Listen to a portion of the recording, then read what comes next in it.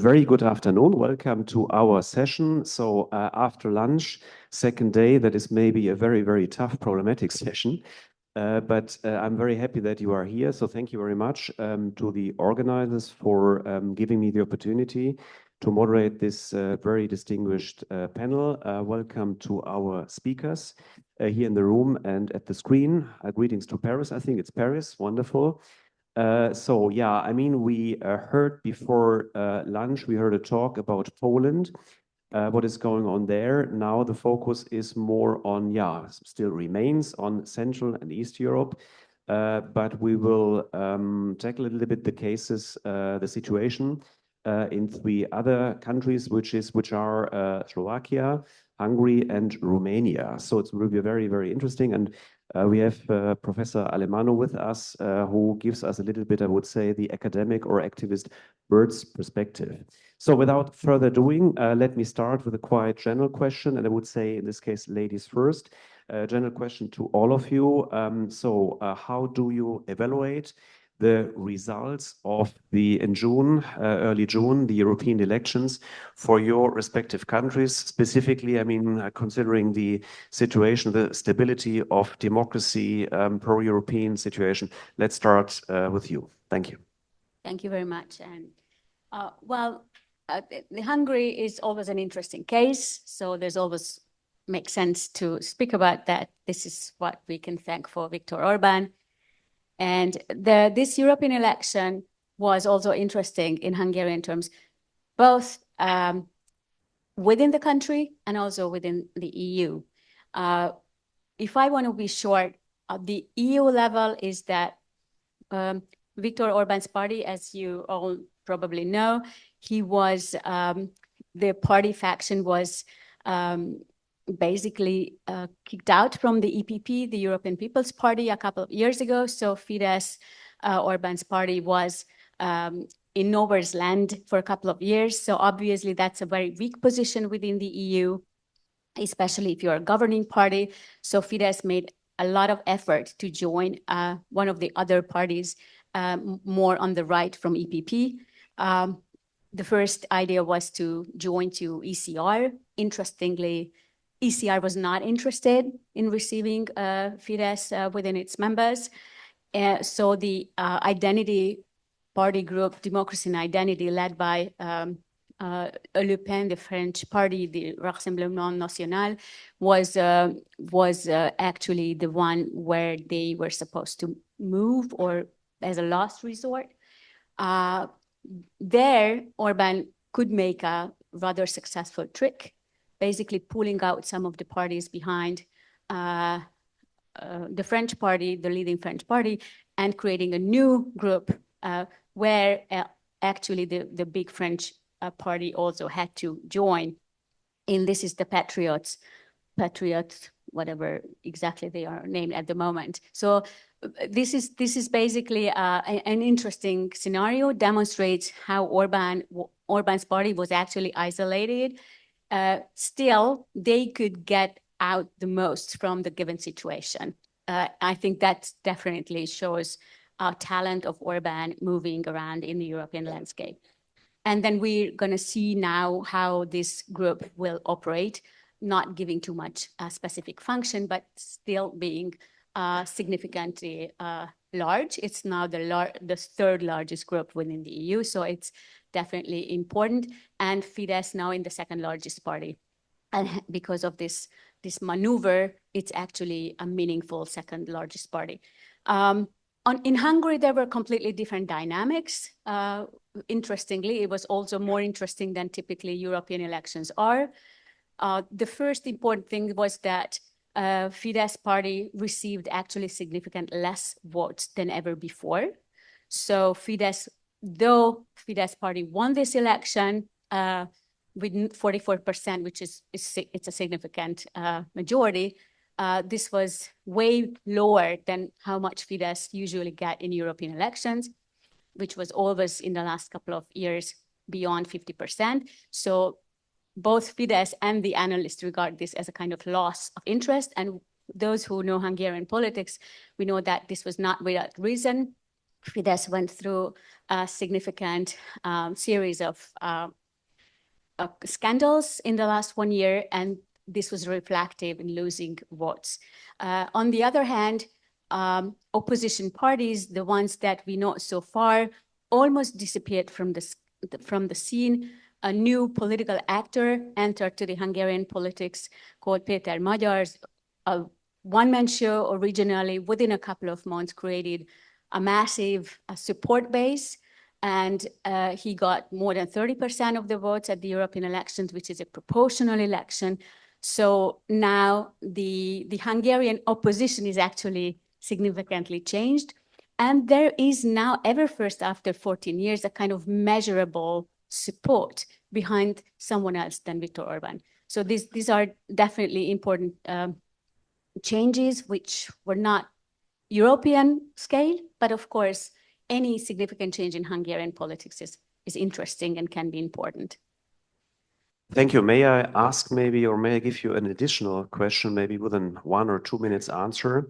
The same day in early June, you had local elections here in Hungary. I think that was not a coincidence. I mean, that belongs to our topic here. That's why I'm referring to that. Can you maybe comment on that as well? So local elections, there was an idea behind, I have the impression, to take the same day for the European elections and the local elections here in Hungary. Sure. The European elections were held on the same day, municipality elections, which were brought half year earlier than they were due, which was, again, a very Orbánist move of maneuvering to benefit from pulling these two elections together. As we know, a Fidesz party is more supported in rural regions and in the countryside, where they could mobilize better during municipality elections than at the European elections, which are typically, there are higher turnout in cities. So this was an important reason to do so.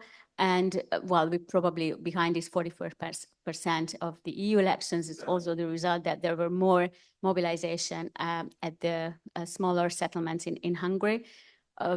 There are also the big loss of the opposition parties was also tangible at the municipal election in many different ways. The city of Budapest, which was a clearly opposition-led city so far with the leadership of Gergely Karácsony, there is no single majority at the moment, so it's a very confused political situation, which obviously will be a complicated governing position for anyone actually who is now leading Budapest. Thanks. I think this, let's call it calendar policy, tells us something as well. Now, I'm very curious about the Romanian case, Mr. Muraru. So I'm very curious since we in Prague, Naumann Foundation Prague, we are covering 8 countries here in Central Europe, amongst others, Hungary and Slovakia. We are not covering, unfortunately, Romania. That's why it's a very interesting case for me as well. Plus, you are facing general elections, parliamentarian elections and presidential elections. So for Romania, I think it's a super election year. So what did the results, which signals gave the results specifically for the upcoming elections in November and December, I think? First of all, I want to thank you for the invitation, and I want to congratulate the CEO and the partners for organizing this event.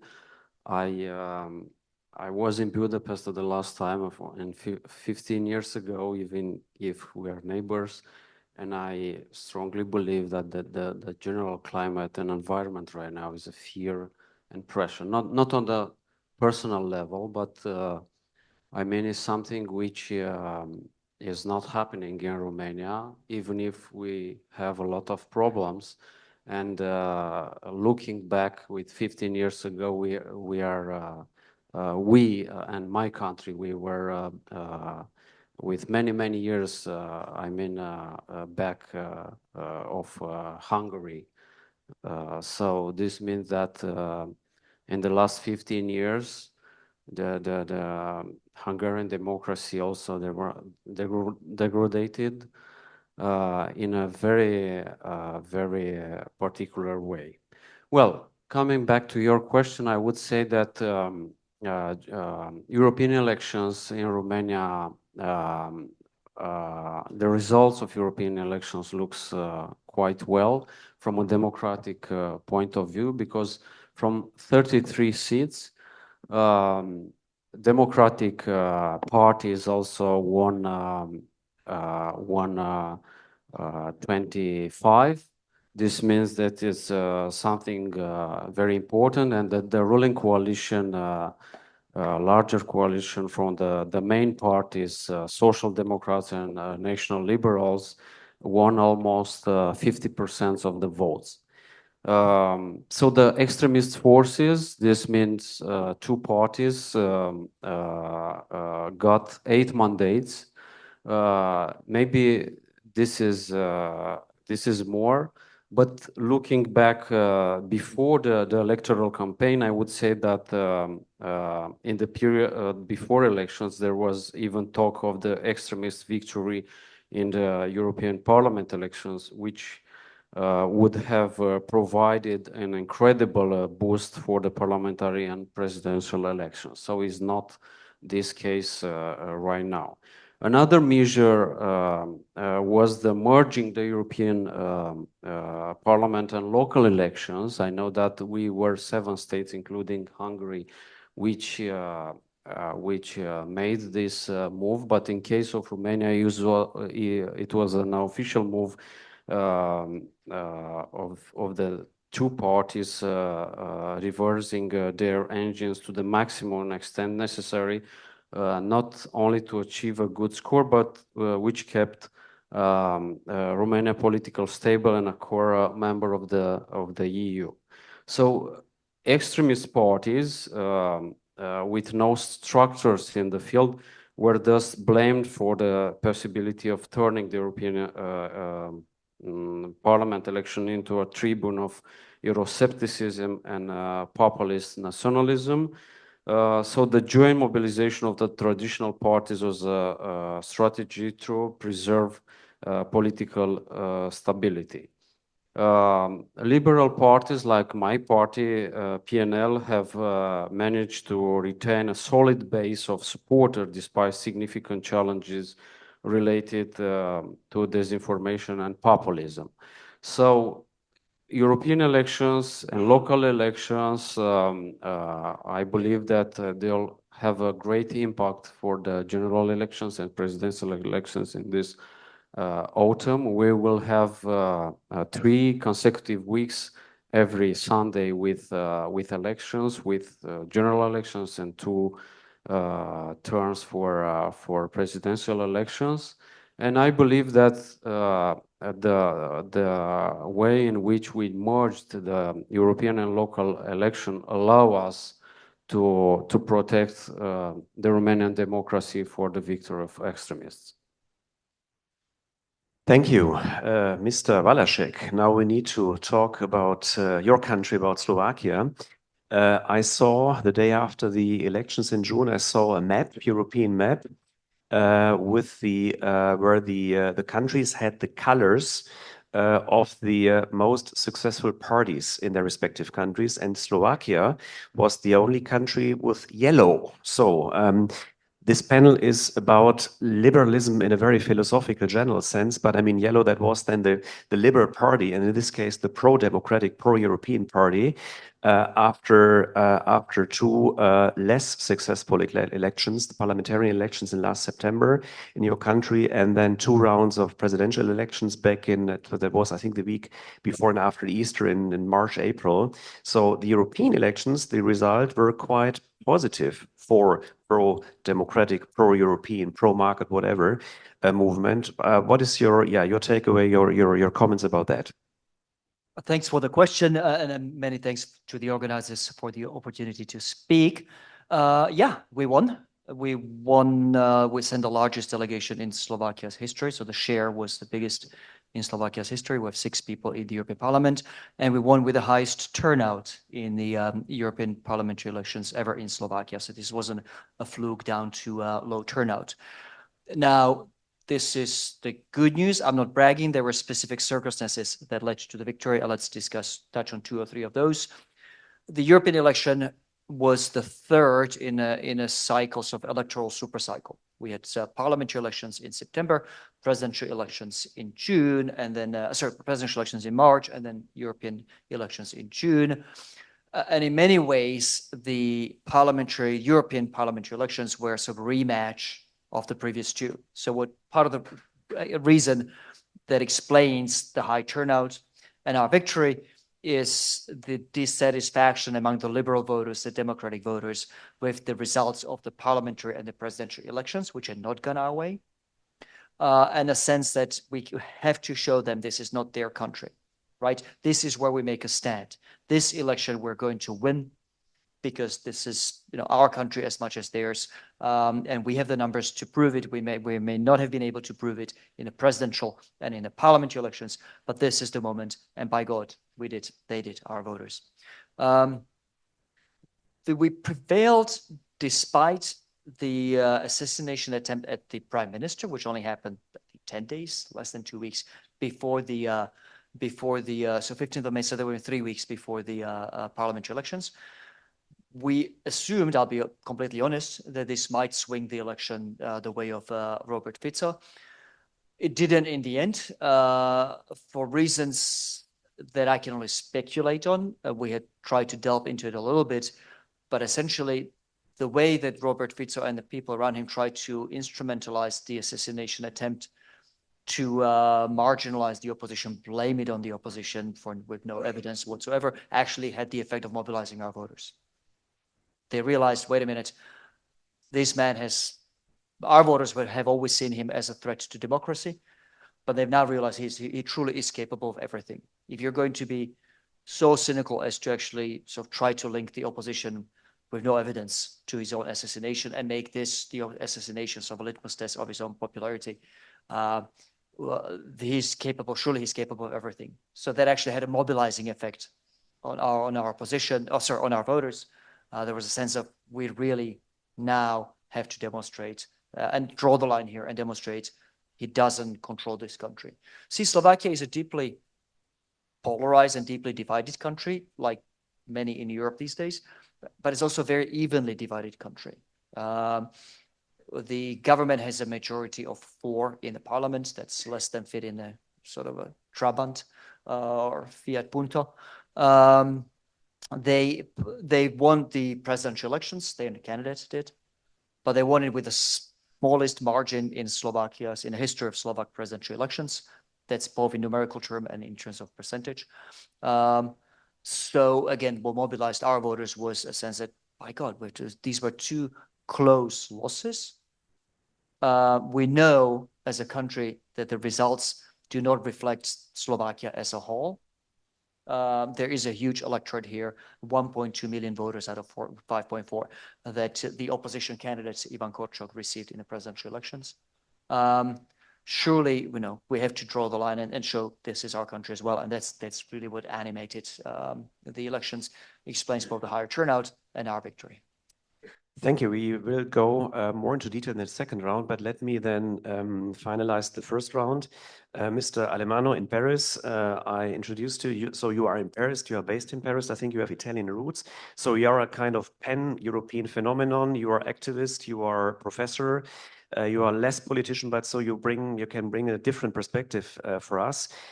So I'm from Germany, so that means we are covering then some very, very important states, founding states of the European community at that time. So what would be your comment, not specifically on France, but in general, on the situation in the European Union after the elections in early June?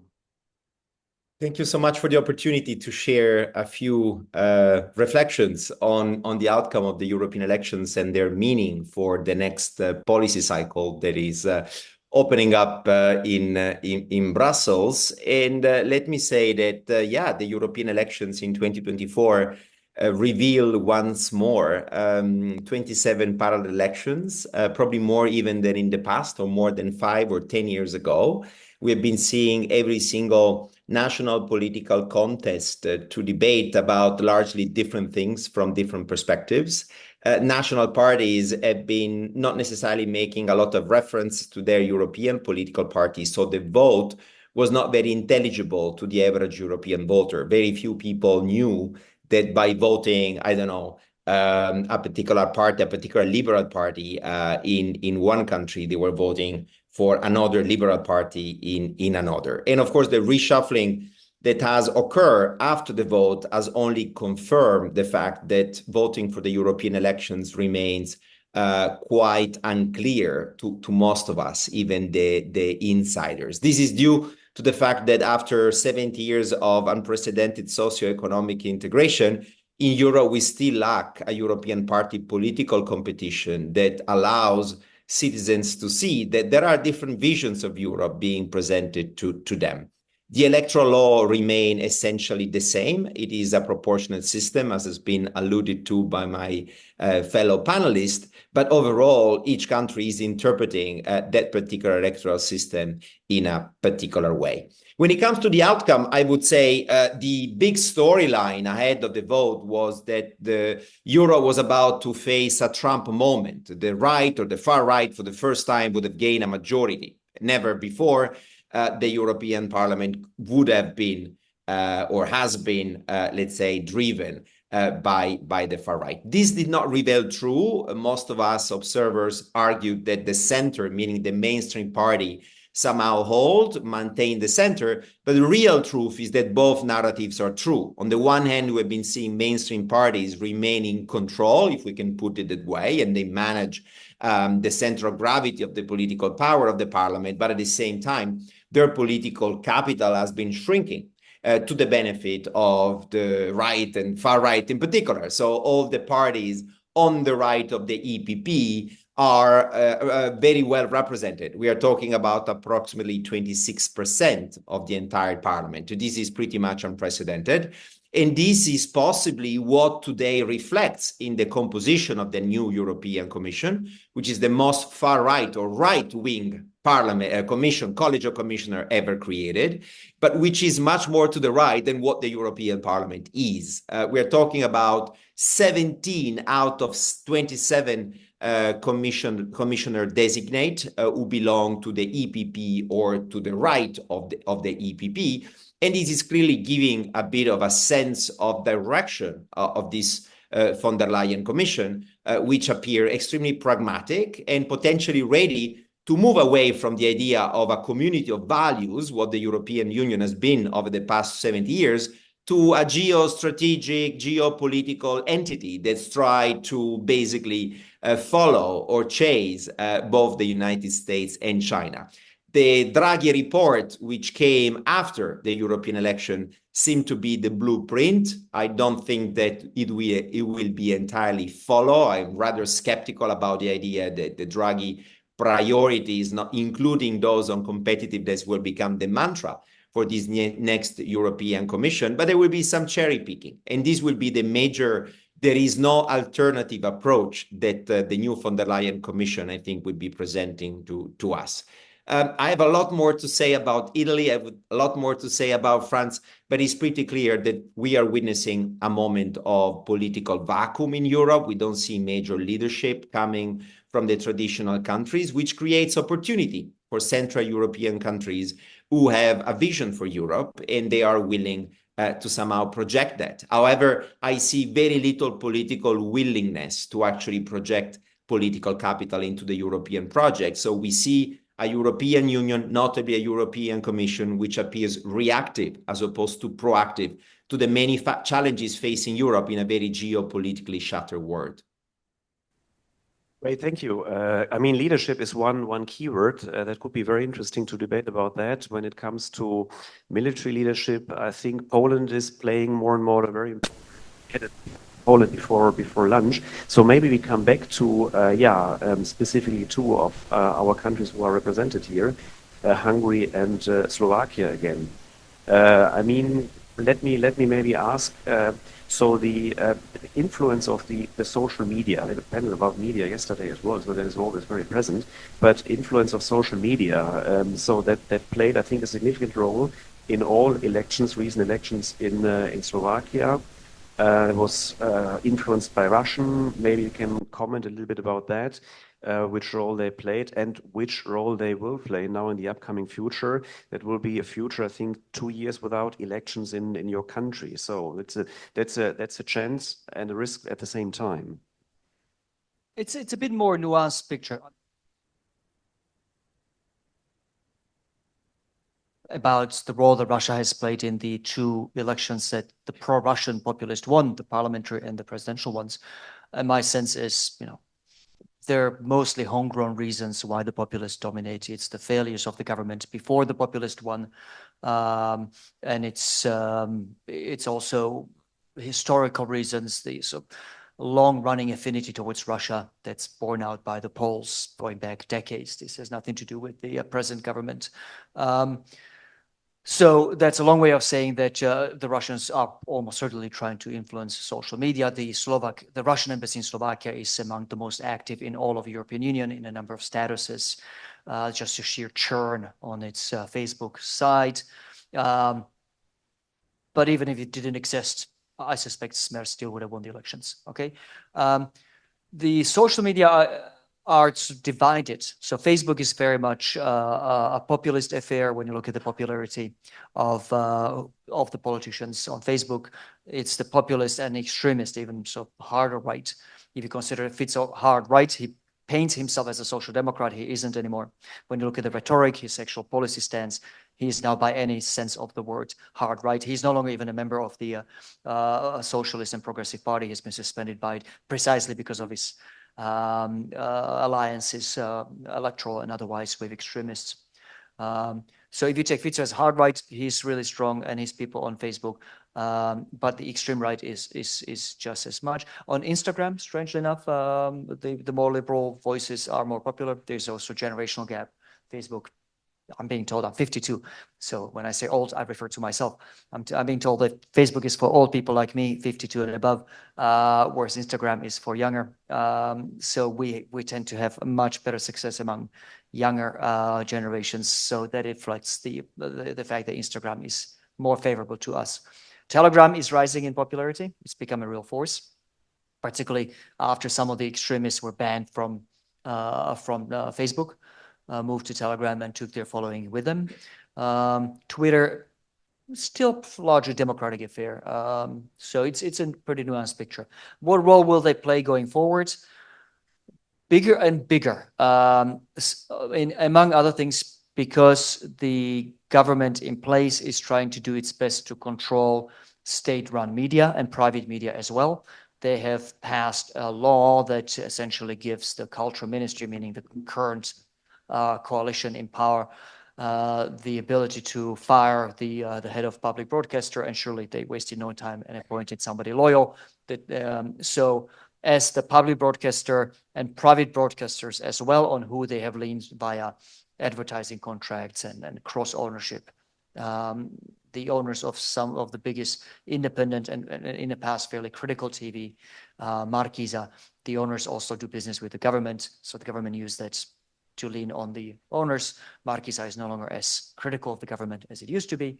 All of this adds up to social media and digital television playing an increasingly bigger role. So a lot of journalists have left their jobs in both private and public broadcasters. And there's at least 2, and there may well be more, I'm looking at my colleagues and assistants here, but at least 2 projects that I know of, digital behind paywall, sadly, so they will limit their effect. They're starting up, but the trend in Slovakia is towards people abandoning traditional media and relying more and more so on social media and on digital platforms. The latest number I heard is that fewer than 50% of people read newspapers or watch traditional TV, meaning you turn on the TV set. These days, more than 50% of people get their news via social sites or via digital platforms of various forms, whether digital TVs or digital newspapers. And the trend on the social networks I've described, the trend among the digital media is, again, because so many good critical minds have been pushed out of the public broadcaster and out of the private broadcasters previously critical of the government, the digital media tends to be anti-government because that's become the refuge for those critical journalists who have been fired or have left their jobs in the state-run media. Let's maybe come back for a while to Kybros leadership. So, I mean, you mentioned that, Mr. Alemanno, leadership, lack of leadership in Germany for sure. In France, I mean, President Macron has some problems because of the elections and because of his decision to dissolve then the Assemblée Nationale, and now he needs to leave with results. So lack of leadership. And this famous traditional German-French motor or engine doesn't work. Maybe I ask first, come back to the Hungarian case. So leadership, I mean, we have someone here in Budapest who is a leader as well, or is considered to be a leader as well, but not in a productive, pro-European, etc. way. So, and I mean, he's having his, and he's working on his, maintaining and working on his European and extra-European networks as well. So how would you evaluate that? How dangerous is that lack of leadership, be it in Paris, be it in Berlin, be it in London, is not part anymore of the, unfortunately, I might say, not part anymore of the European Union. How dangerous is that for the stability of the European Union, this kind of leadership and this character and figure? Thank you for the question. And of course, I'd like to come back to what Alberto said a couple of minutes ago about where the European Union is actually heading in the future and what this outcome of the EU elections and the 17 right-wing leaders in the Commission would actually mean. And I think there are a couple of really interesting processes to watch. And then, of course, that's lead to the leadership question, because as Alberto said, there is a vacuum in leadership at the European level. And this gives a room for not only Viktor Orbán, to many other people, especially ones who are more risk takers, who are more unscrupulous, who have more ideas. So this is also a positive and, well, destructive position. Well, I wouldn't say right away, if I can be provocative, that Viktor Orbán is a destroyer of the EU. He actually wants to change the EU. He expressed it several times, and he uses the vacuum, typically rather talented way to push it in one way to another. So it's whether he is not in a bigger and influential political group, he is a prime minister there. He will have a commissioner like all other countries. And if we see where the major priority areas were in the last 5 years, then we can suggest that this will definitely change in the future. So if we would analyze what would come with the Green Deal, I think this is really a contested. It will be contested. There will be no Green Deal as we know it today, because in the last 1-2 years, it started in the Netherlands and then all over Europe, it became a top political divisive issue, much more than the climate change as we knew it like 3 or 5 years ago. So there's a new aspect. It's a different way politicized, and then more right-wing parties who actually profited from the anti-Green Deal issues, they will have a say. So I think there will be changes there. Migration is definitely another issue like this. The EU was not able to come up with a unified proposal and a solution package. It's absolutely super polarizing. It's an existential question. It's very, very political. It's nothing technical on it any longer. So know that the Netherlands is pulling out from the deal on top of some Eastern European countries which were not supporting the EU migration package anyway. That's just get even more complicated. Ukraine. Well, Ukraine, therefore, the EU was rather unified so far. I think that was really a big success.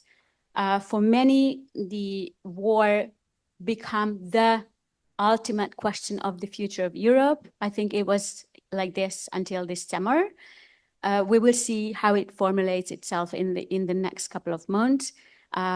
Obviously, US election is an issue here, but it's also various other, how European countries and those who are front runners to presenting that Russia is a major threat for Europe, how their position will be in the future. So that definitely will remain an important issue. But if we just look at Orbán, he is demonstrating a new policy, which he calls so far connectivity. However, he announced in his summer speech that they will figure out a better term because it's too complicated and they don't speak complicated way. Now they call it connectivity. It's basically Orbanist foreign policy in the last 15 years, opening to the east, maneuvering between various global powers, emerging powers, powers which are considered by this party like declining powers, like the West. So this is not only Hungary. I mean, Hungary here, again, is placed with a number of other European countries. We related to China, it's Germany, which is definitely a major partner. So many things what Orban is talking about is actually a German interest as well. So he oftentimes speaks for other people and for other countries. So he's not so lonely as he seems to be. So the global position of the EU is an issue. And this is, I think, will remain or will become even more on the agenda of the EU. And it's interesting how other parties who might, or other countries who might not be so visionary, you know, would relate to that. And just the final word on this competitivity, which you mentioned, Alberto, maybe is this the absolute minimum consensus, right? So while this is a main topic of the Hungarian presidency, most probably because this was the only thing everyone agrees that this should be done. Of course, a big question is how. And as from that moment, there is no consensus at all. So you were referring to many, many topics, for instance, Ukraine, war in the Ukraine, immigration, automotive industry. We can then add maybe the gender or the Green New Deal. We can add the gender issue, energy supply and so on and so forth. So many, many items, many topics, which leads to a very, very hard polarization of many European societies, of the European society, but of the societies in many, many countries. How is that in Romania? I mean, I'm quite sure all these topics were topics in the election campaign as well. Will be there. Are there very, very, is Romania a very polarized society as well? What will we see over there in November and December? I would say there is a polarized society, as many other Central European countries are. Regarding the issue of war of aggression against Ukraine by Russian Federation, in the last 2 years, it was very clear that extremists, power leaders, and parties also in Romania also played the role to support the Russian Federation interests. Unfortunately, the Romanian institutions, prosecutors, magistrates, police, and other institutions ignored this issue. I mean, they did not make any serious investigation regarding the source of money, the source of other resources that they use, because all of the analysts and also a big part of the society also expressed this fear that their resources are huge. And as parliamentary parties, also they cannot also prove the real source of money. What, in my opinion, is something very bad for Romanian society, and maybe for Slovakia. In Hungary, it's much more complicated, is that it was a general idea that we have to ignore them. We have to ignore extremists, we have to marginalize them, we have to aware and our behavior to be as they are not exist. And this was a huge mistake in the last 2 years, because, for instance, maybe according to the polls right now, they are around 15 to 20% the votes. Last year, according to the polls, they were around 25 or even 30. So this means that it's very fluid situation, and also the war is in Ukraine is still a big source of propaganda for extremist parties, because they are using all the debates in the Romanian society regarding if we have to put down the drones or not, if we have to give them more money and a Patriot system or not, if we have to give them more resources or not. All of these themes, topics, and subjects are used in a propaganda, and taking into consideration that in the last couple of years we had a lot of crisis, energy crisis, pandemic crisis, health crisis. Also, they use this fuel in all the political debates. Maybe Mr. Alemanno, you can help us a little bit with the polarization, how to deal with that.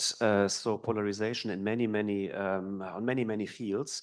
Some were mentioned. I mean, the idea of parliamentarism is to exchange arguments, to find a solution in a well-tempered way. Let's put it like that, in a very civilized way. Now we have this polarization on energy, on Ukraine, on whatever gender.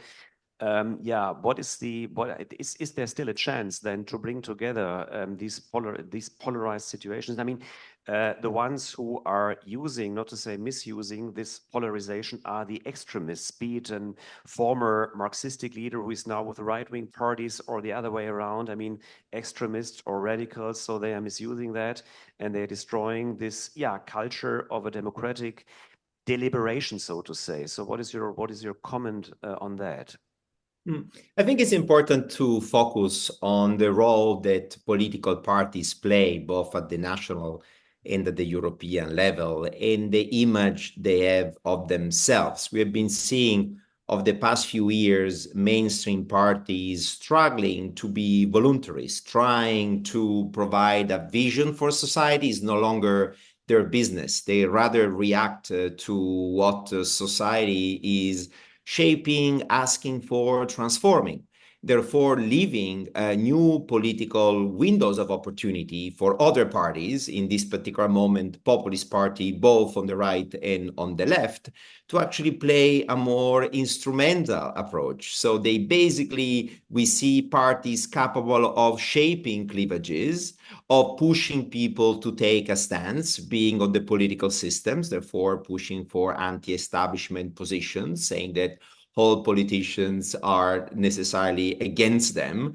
or simply highlighting or blaming factors that might not necessarily be the most important one. I think AfD mobilizing the migration issues in Länder where you have the lowest number of migrants speak for itself. So this ability of some parties, notably on the right and far right in this particular moment, to capture the collective imagination by projecting themselves as those parties capable of protecting what people want, what people have been knowing for long, providing also reassurance on material issues as opposed to socio-cultural issues.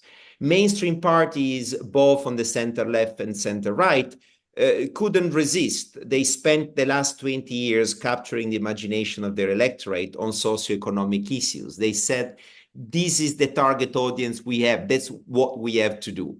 By forgetting, in particular, the Social Democrats, that in reality, the material conditions are still the issues that drive the vote in most of the European countries. And the revenge of history came with far-right parties like epitomized by AfD, but also the Brothers of Italy, and of course, Rassemblement National in France and many other countries, really occupying that space. So how do you envision the role of a party today is possibly what is making a difference in Europe and elsewhere.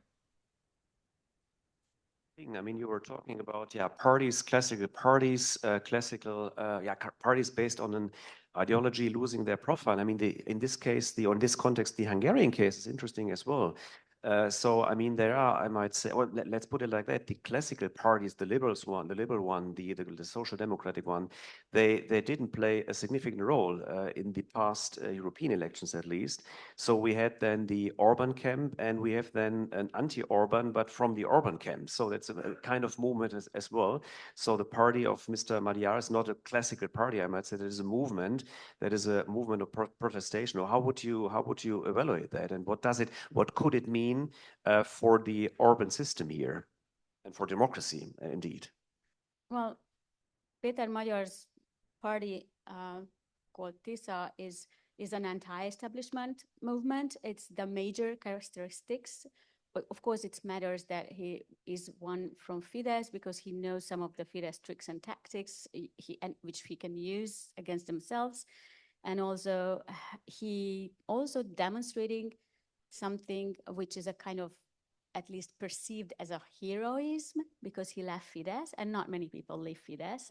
Actually, not many step up on the stage after leaving Fidesz.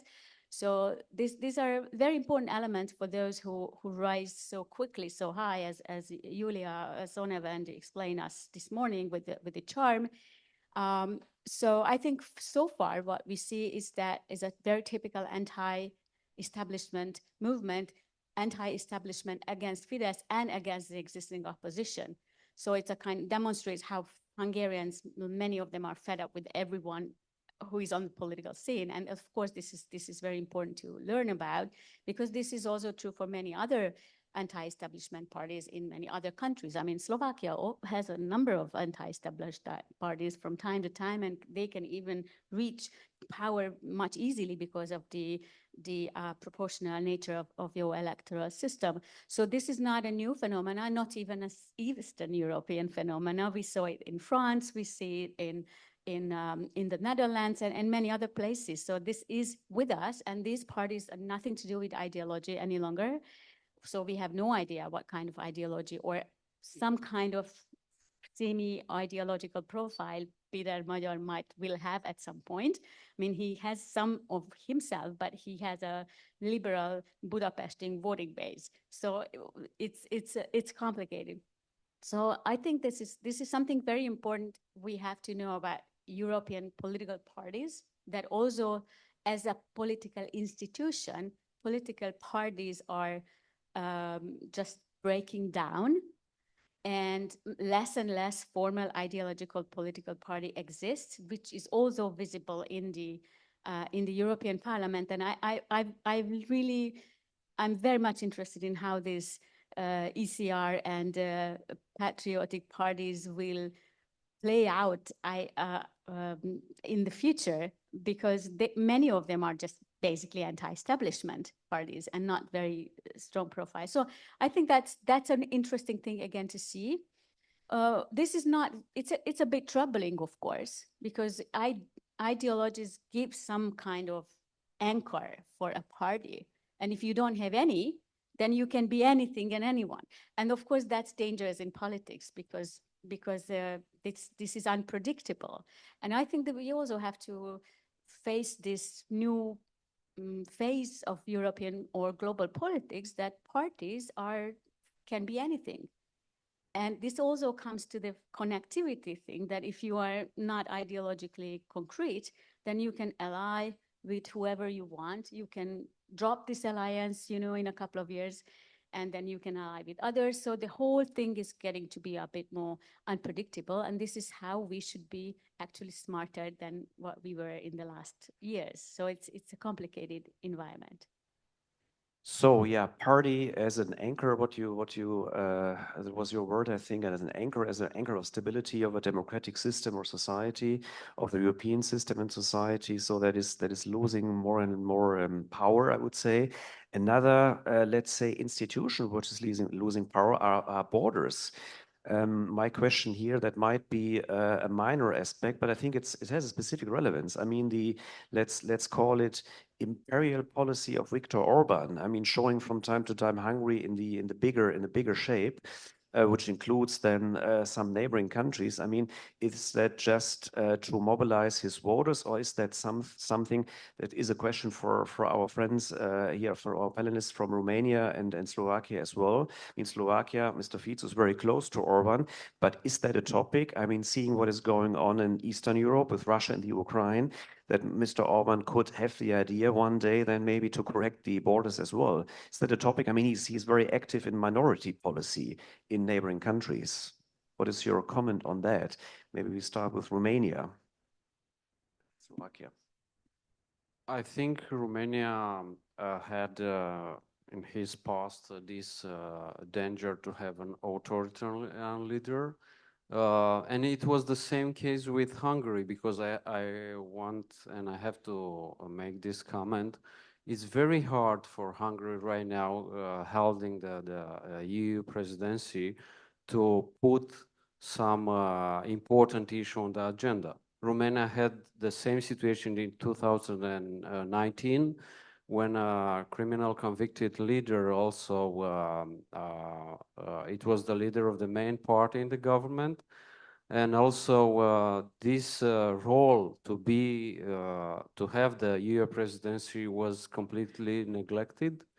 Romania was at that moment a very marginalized country, as Hungary is right now. So it's quite impossible to transform this project of EU presidency for a half of a year, for 6 months, into a great project.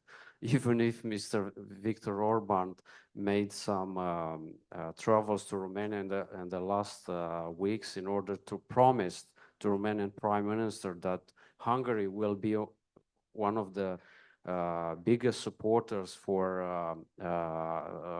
Romania in our goal to become part of the Schengen space, I think it's an illusion, to think that Viktor Orban could help Romania in this sense. Do we have time for 2 minutes for the last answer to the last question? How is the mood in Slovakia? Wow. So 2 minutes to settle Slovak-Hungarian differences. Wow. Look, we watch Viktor Orban's nationalist statements with vigilance, not worry. Vigilance in a sense that we realize the potential they hold to destroy peace in this part of Europe. But equally, we're not panicking in a sense that, for example, it is perfectly acceptable for any country to look after its own ethnic or linguistic community beyond the borders. We do that for the Slovaks, the few that remain in Hungary. And respect Hungary will want to do that with regard to a much more numerous Hungarian community living in Slovakia. We have a problem when that's done illegally, when bags of cash are being distributed, because that's corruption, that's against the law. Similarly, we have no problem, and as I say we, this is actually something in common between the opposition and the government, when the Hungarian government contributes to restoration of cultural monuments. In Slovakia, we have a good and actually long, and for most of the time we live together within one borders, a very happy history of coexistence. We're together for 1,000 years, for vast majority of the 1,000 years. This was a fairly meritocratic society in which both ethnic Slovaks, ethnic Hungarians, ethnic Serbs rose to the ranks. I had the chance to rise to the ranks and make it in Budapest as much as ethnic Hungarians. In that sense, the old empire was very meritocratic. It was only the last 100 and even less so, sort of last 60 years of our coexistence, they were unhappy. But for the most part, again, we have a long shared history, and we recognize that Hungary will want to look after the monuments living in Slovakia. If anything, where we are hard on the government, my last point, because I'm aware of the time, where we're hard on the government is in not taking care of the monuments themselves. We leave it to Viktor Orban to fill a void, frankly, that the Slovak government ought to be. If we believe, as I do, that we have a good, long, and shared, and by and large, happy history of coexistence, these are our monuments as much as Hungarian monuments. They may be birth homes to historical figures that Hungary church is more than Slovakia, but we had a shared history at the time. These are, in some ways, our celebrities as much as Hungarian celebrities. And it's a shame for our government and our country not to be taking care of the monuments, of the castles, of the chateaus, the birth houses of so many important figures in our own shared history. So if anything, I think Viktor Orbán capitalizes on my own government's failure to look after what is a shared history. And that's for us to solve. Thank you very much. I think time is over. So what a pity, and sorry to the audience for not having given you the opportunity to join us and giving questions. But I think we enjoyed some very, very profound and interesting and relevant comments from our panelists here in the room and at the screen in Paris. So thank you very much for your attention and for having been with us here. Thank you.